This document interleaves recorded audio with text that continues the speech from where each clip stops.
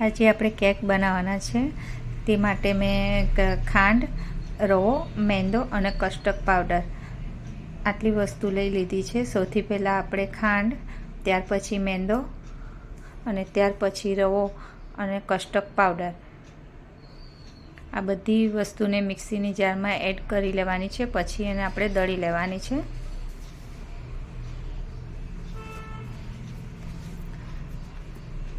અને fine powder કરી લેવાનો છે. પછી એને આપણે કોઈ ચાળણીની મદદથી આપણે એને ચાળી લેવાનું છે. આ રીતે આપણે એને ચાળી લેવાનું છે. મેં આ વધારે ક્વોન્ટિટીમાં બનાવ્યું છે, એટલે હું જેટલી જરૂર છે એટલું લઈ લઈશ. બાકીનું કોઈ એરટાઈટ ડબ્બામાં ભરીને મૂકી દેવાનું છે ફ્રીઝમાં, જેથી બીજી વાર આપણે ઇઝીથી કેક ફટાફટ બનાવી શકીએ છીએ. બેટર તો આપણું તૈયાર જ થઈ જાય, પછી આપણે કંઈ કરવાનું નથી, ખાલી આ રીતે ડાયરેક્ટ બનાવી જ લેવાનું રહે. એટલે હું વધારે ક્વોન્ટિટીમાં જ બનાવી લઉં છું એકસાથે. ત્યાર પછી આપણે દહીં મિક્સ કરવાનું છે અંદર, 2 ચમચી જેટલું દહીં. પછી દૂધ એડ કરવાનું છે અંદર. દૂધ એડ થઈ જાય પછી એને બરાબર મિક્સ કરી લેવાનું છે. આપણે આ રીતે મિક્સ કરી લેવાનું છે. દહીં ઓપ્શન છે, તમારે દહીં એડ કરવું હોય તો કરવાનું, બાકી એકલા દૂધમાં પણ તમે બનાવી શકો છો. ત્યાર પછી આપણે મીઠું એડ કરવાનું છે. મીઠું થોડુંક જ એડ કરવાનું છે.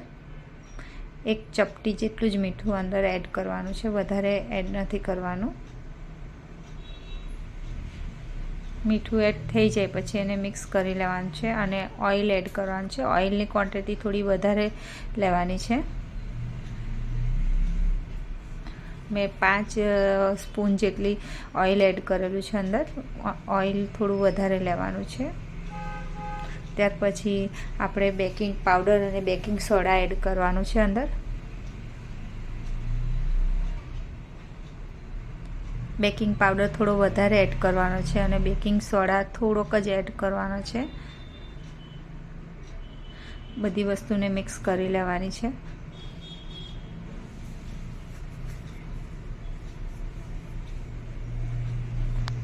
આ રીતે મારી પાસે સ્ટીલનો એક ડબ્બો છે, એની અંદર જ મેં કેક બનાવેલી છે.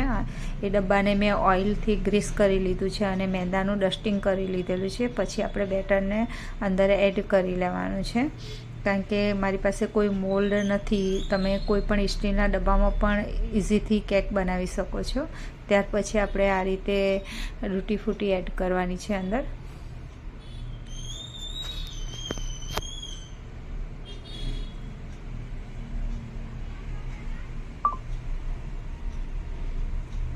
બસ આ રીતે આપણે કઢાઈમાં મૂકી દેવાનું છે અને એને 30 થી 35 મિનિટ સુધી ધીમા ગેસ પર થવા દેવાનું છે.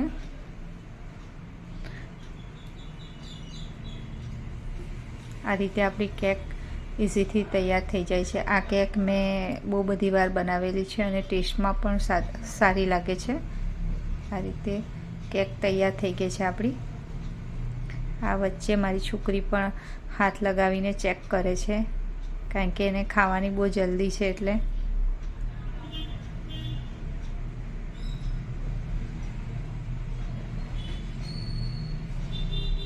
આ રીતે સોફ્ટ કેક બને છે આપણી. તમે પણ બનાવજો અને ટ્રાય કરજો.